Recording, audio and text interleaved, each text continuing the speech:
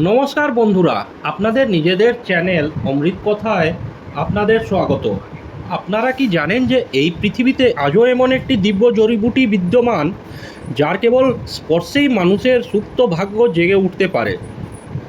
এক এমন অলৌকিক উদ্দীপ্ত, এক এমন সঞ্জীবনী যা শুধুমাত্র শরীরের প্রাণই ফিরিয়ে দেয় না, বরং আপনার জীবনে, আপনার ঘরে ধন, ঐশ্বর্য এবং সমৃদ্ধির এমন বর্ষা করার ক্ষমতা রাখে যা আপনি কখনো কল্পনাও করেননি।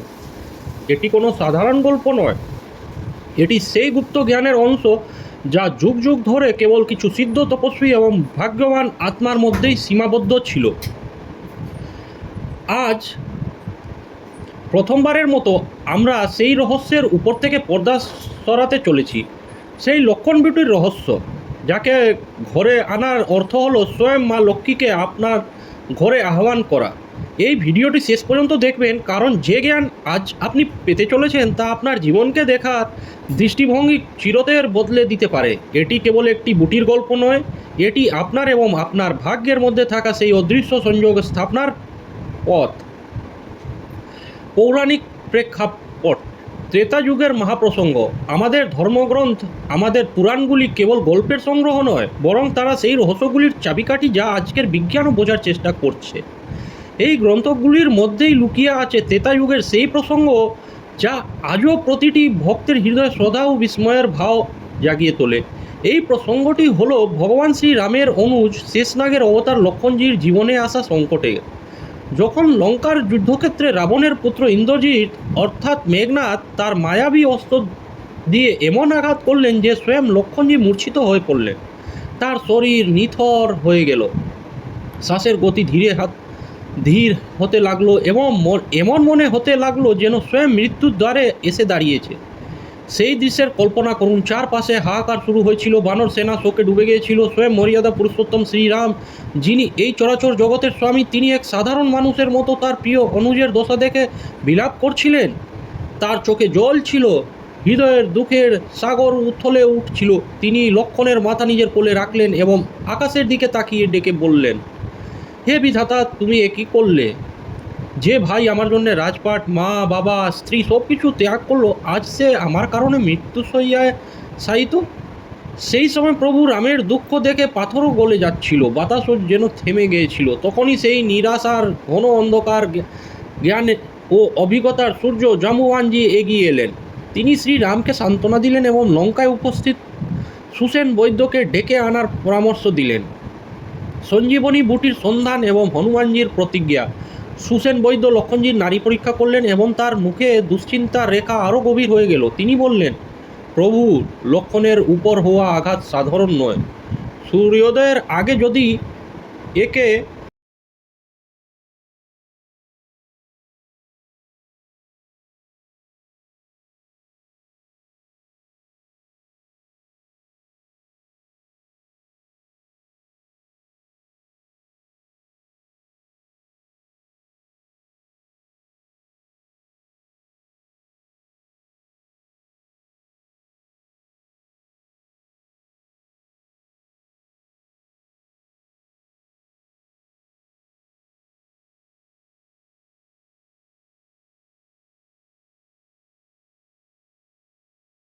হিমালয়ে অবস্থিত দ্রোণগিরি পর্বত এ উজ্জ্বল চারটি দিব্য বুটি মৃত্যু সঞ্জীবনী, বিশল্যকরণী, সর্পকরণী এবং সন্ধানী, এর মধ্যে থেকে একটি সঞ্জীবনী বুটির রস পান করানো না হয় তবে সর্বনাশ হয়ে যাবে।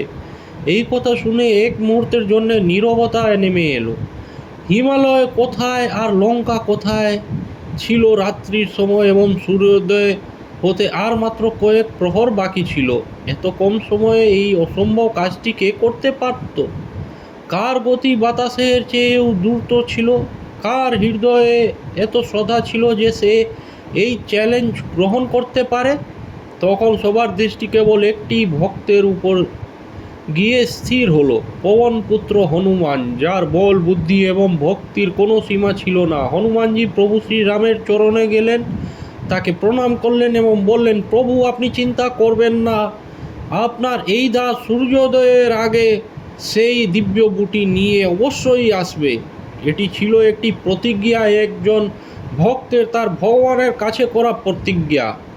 হনুমানজি তার বিরাট রূপের স্মরণ করলেন এবং এক মুহূর্তে আকাশে উড়ে চললেন। তার গতি এত তীব্র ছিল যে নক্ষত্ররা পিছনে পড়ে যাচ্ছিল। তার সংকল্প এত দৃঢ় ছিল যে পথের কোনো বাধাই তাকে থামাতে পারত না। কালনেমির ছলনা এবং পর্বত উত্তোলন। কিন্তু এই যাত্রা কি এত সহজ ছিল? না। যখনই কোনো শুভ ও দিব্য কাজ হতে যায়, আসুরি শক্তিরা তা থামানোর জন্য সম্পূর্ণ চেষ্টা করে। রাবণ হনুমানকে থামানোর জন্য কালনেমি নামক রাক্ষসকে পাঠালো। সে মায়াবী সাধুর বেশ ধরে হনুমানজির পথ আটকালো এবং তাকে তার ছলে ফাঁসানোর চেষ্টা করলো। সে হনুমানজিকে বিশ্রাম নিতে এবং সরোবরে স্নান করতে বলল যাতে সময় কেটে যায়। কিন্তু হনুমানজির চেয়ে জ্ঞানী আর কে হতে পারে? তিনি সেই রাক্ষসের ছলনা বুঝতে পারলেন এবং এক আঘাতেই তার বিনাশ করলেন। আরও এগিয়ে যাওয়ার পর তাকে আরও বাধার সম্মুখীন হতে হয়েছিল, কিন্তু প্রভু শ্রীরামের নাম জপ করতে করতে তিনি প্রতিটি বাধা অতিক্রম করে গেলেন। অবশেষে তিনি সেই স্থানে পৌঁছালেন যেখানে দ্রোণাগিরি পর্বত অবস্থিত ছিল। রাতের অন্ধকারে সেই পুরো পর্বত কোটি সূর্যের মতো জ্বলছিল। সেখানে একটি নয়, হাজার হাজার জড়িবুটি ছিল যা দিব্য আলোতে আলোকিত হচ্ছিল। প্রতিটি বুটি একের উপরে চেয়ে বেশি উজ্জ্বল ছিল। হনুমানজি দ্বিধায় পড়ে গেলেন, এর মধ্যে সঞ্জীবনী কোনটি? সময় দ্রুত চলে যাচ্ছিল, সূর্যোদয় হতে চলেছিল। যদি এক মুহূর্তের দেরিও হতো তবে লঙ্কা সব শেষ হয়ে যেত। সেই দ্বিধার মুহূর্তে হনুমানজি যা করলেন তা তার বুদ্ধি ও ভক্তির সর্বোচ্চ উদাহরণ। যখন তিনি সঞ্জীবনী বুটি চিনতে পারলেন না, তখন তিনি তার সম্পূর্ণ শক্তি প্রয়োগ করে সেই পুরো দ্রোণাগিরি পর্বতটিকেই উপরে নিলেন এবং সেটিকে তার হাতের তালুতে রেখে আবার লঙ্কার দিকে উড়ে চললেন। এই দৃশ্য ছিল অকল্পনীয়। একজন ভক্ত তার ভগবানের কাজ সম্পন্ন করার জন্য পুরো পর্বতকেই তুলে এনেছিলেন। লক্ষণ বুটির জন্ম এক গুপ্ত রহস্য। যখন লক্ষণজি সুস্থ হয়ে উঠলেন তখন শ্রীরাম হনুমানজিকে বললেন, পবনপুত্র, তুমি আমার ভাইকে জীবন দান করে আমার উপর যে উপকার করেছ তা থেকে আমি কখনোই ঋণমুক্ত হতে পারবো না। এবার দয়া করে এই দিব্য প্রবোধকে আবার তার স্থানে রেখে এসো, কারণ এটি প্রকৃতির অমূল্য জিনিস। হনুমানজি আজ্ঞা পালন করলেন এবং সেই পর্বত নিয়ে আবার হিমালয়ের দিকে চললেন। এবার এখান থেকেই সেই গুপ্ত অধ্যায় শুরু হয়, যার সম্পর্কে খুব কম লোকই জানেন। শাস্ত্র এবং লোক বিশ্বাস অনুসারে যখন হনুমানজি সেই দ্রোণাগিরি পর্বতকে আবার তার স্থানে রাখছিলেন, তখন সেই পর্বতের একটি খুব ছোট অংশ একটি দিব্য কন্যা, যার মধ্যে সেই অলৌকিক জড়িবুটিগুলির বীজ এবং অংশগুলি ছিল, তা ভেঙে ভারতবর্ষের ভূমিতে, বিশেষ করে মধ্য ও উত্তর ভারতের ঘন জঙ্গলে উপত্যকায় এসে পড়ল। সেই কণা কোনো সাধারণ পাথর ছিল না, তা ছিল স্বয়ং দ্রোণাগিরির অংশ। তা ছিল সঞ্জীবনীর আত্মার অংশ। যুগ যুগ ধরে সেই অংশটি পৃথিবীর গর্ভে চাপা পড়ে রইল। প্রকৃতি উপাদানগুলি শোষণ করতে থাকলে এবং দিব্য শক্তির দিকে নিজেকে পুষ্ট করতে থাকলো। তারপর সময়ের সাথে সাথে সেই দিব্য কণা থেকে এক নতুন প্রকারের উদ্দীপ্ত জন্ম নিল। এটি ঠিক সঞ্জীবনী ছিল না, কারণ সঞ্জীবনীর কাজ ছিল প্রাণ দেওয়া।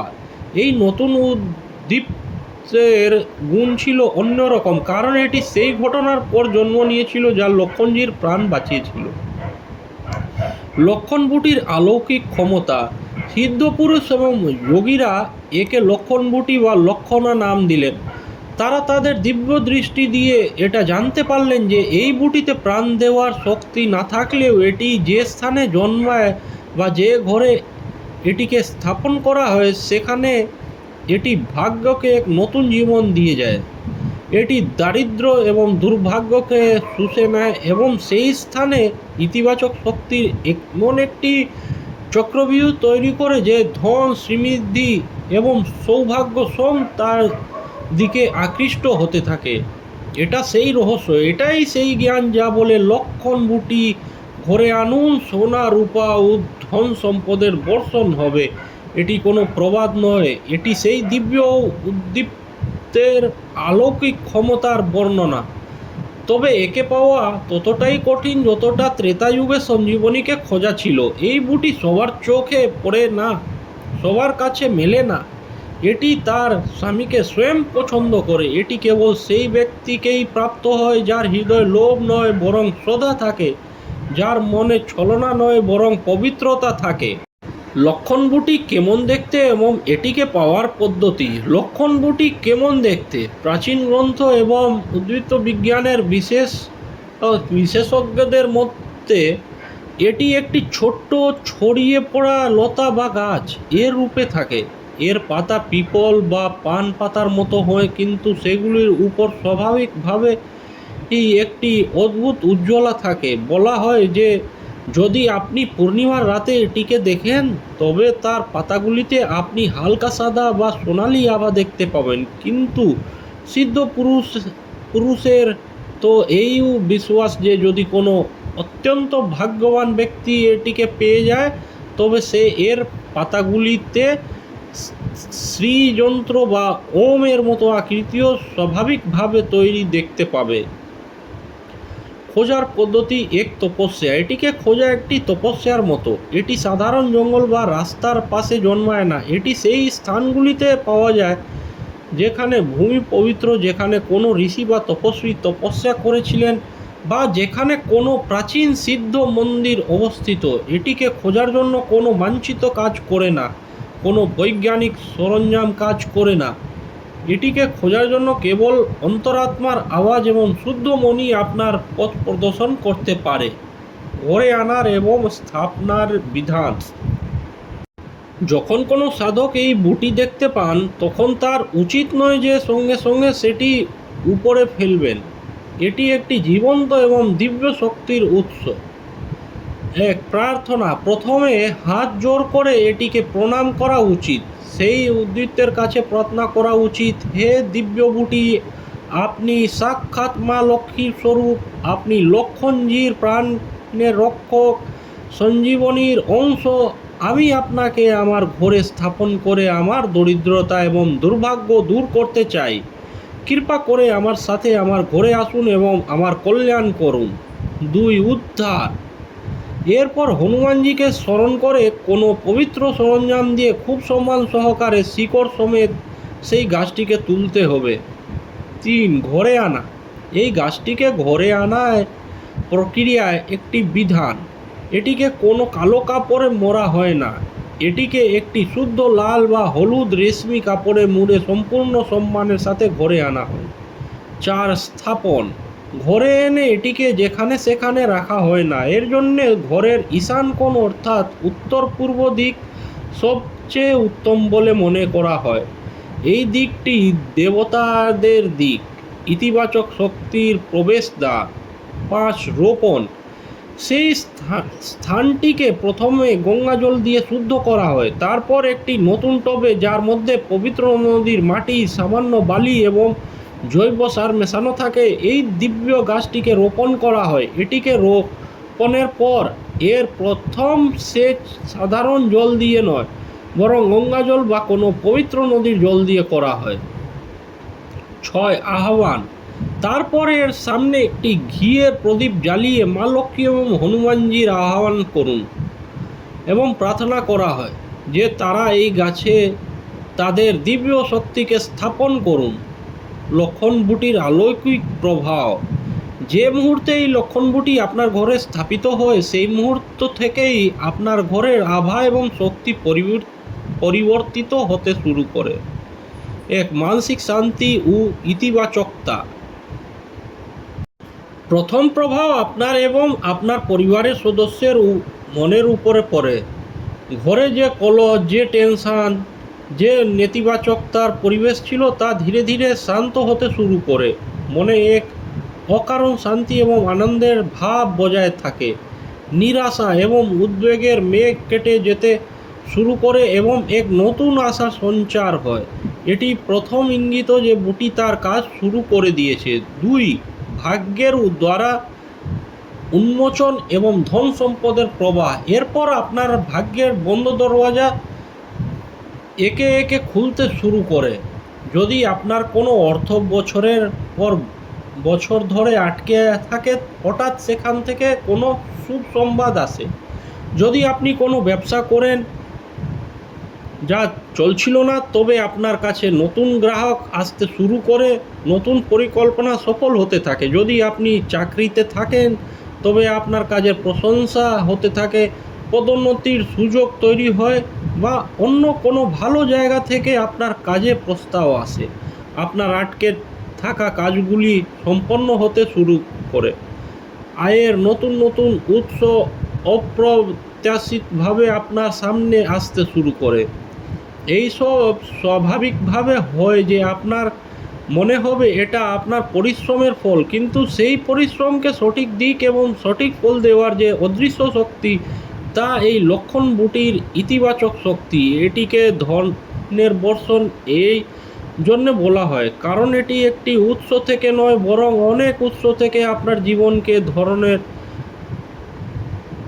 ধনের প্রবাহ খুলে দেয়।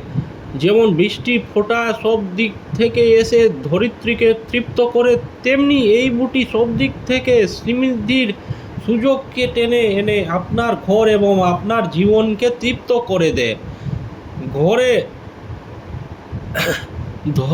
ঘরে ধনের অপ্রয়োজনীয় ব্যয় থেমে যায়। রোগ এবং আইনি মামলায় যে টাকা নষ্ট হচ্ছিল তা বন্ধ হয়ে যায়। ধন ঘরে আসে এবং টিকেও থাকে। গুরুত্বপূর্ণ সতর্কতা। তবে একটি বিষয়ে সর্বদা খেয়াল রাখা উচিত, এই বুটি একটি জীবন্ত চুম্বকের মতো। এটি ইতিবাচক শক্তিকে আকর্ষণ করে, তাই যে ঘরে এটি স্থাপিত হয় সেই ঘরের পরিবেশ শুদ্ধ এবং সাত্ত্বিক রাখা অত্যন্ত জরুরি। সেই ঘরে মিথ্যা, ছলনা, ক্রোধ এবং অধার্মিক আচরণ থাকা উচিত নয়। যদি ঘরের পরিবেশ নেতিবাচক হয়, তবে এই বুটি তার শক্তি হারাতে শুরু করে, বা বলা যায় এটি শুকিয়ে যেতে শুরু করে। এর আদর করা, প্রতিদিন এটিকে প্রণাম করা এবং এর কাছে পরিষ্কার পরিচ্ছন্নতা বজায় রাখা অপরিহার্য। এই জ্ঞান কোনো অন্ধবিশ্বাস নয়, বরং শক্তি বিজ্ঞানের উপর ভিত্তি করে তৈরি, যা আমাদের ঋষিমুনিরা হাজার হাজার বছর আগেই বুঝে নিয়েছিলেন। প্রতিটি উদ্দীপ্তি একটি বিশেষ গুণ এবং একটি বিশেষ শক্তি থাকে। লক্ষণ বুটির শক্তি হলো ধন এবং সৌভাগ্যের শক্তি। এটি আপনার কে শুদ্ধ করে এবং তাকে এত শক্তিশালী করে তোলে যে আপনি স্বয়ং সমৃদ্ধির জন্য একটি চুম্বক হয়ে ওঠে। এটি সেই লক্ষণ বুটির মহিমা, সঞ্জীবনীর সেই গুপ্ত অংশ যা আজও এই পৃথিবীতে বিদ্যমান, তার সঠিক অধিকারীর জন্য অপেক্ষা করছে।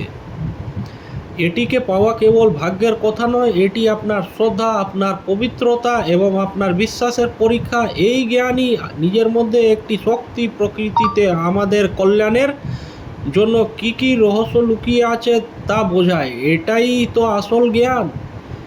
এই দিব্য তথ্য, এই গুপ্ত জ্ঞান যা যুগ যুগ ধরে লুকিয়ে ছিল, আজ আমরা আপনাদের সামনে উপস্থাপন করার একটি ছোট্ট চেষ্টা করলাম। আমরা আশা করি যে এই জ্ঞান আপনার মধ্যে একটি নতুন আশা এবং একটি নতুন শ্রদ্ধার সঞ্চার করেছে। প্রকৃতির এই রহস্যগুলির উপর বিশ্বাস করা বা না করা আপনার বিবেকের উপর নির্ভর করে, তবে আমাদের কর্তব্য হলো যে আমরা আমাদের স্বাস্থ্য এবং ঐতিহ্যে লুকিয়ে থাকা এই অমূল্য জ্ঞান আপনাদের কাছে পৌঁছে দিতে থাকি। যদি আমাদের এই উপস্থাপনা, এই দিব্য তথ্য আপনাদের পছন্দ হয়ে থাকে, তবে আমাদের এই প্রচেষ্টাকে আপনাদের স্নেহ এবং সমর্থন দিন। আমাদের চ্যানেল